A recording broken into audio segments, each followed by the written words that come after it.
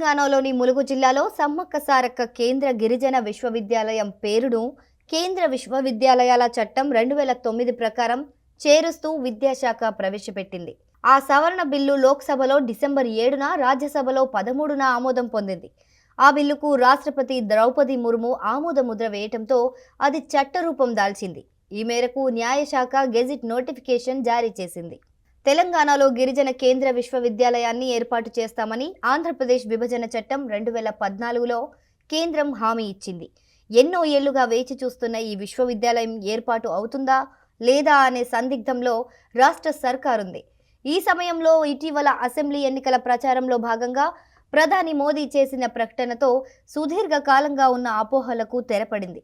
మోదీ ప్రకటన తర్వాత ఇటీవల పార్లమెంట్లో కేంద్రం ఈ బిల్లు ప్రవేశపెట్టింది. ఈ బిల్లుకు ఉభయ సభలతో పాటు రాష్ట్రపతి ఆమోద ముద్ర వేయటంతో అది చట్టరూపం దాల్చింది.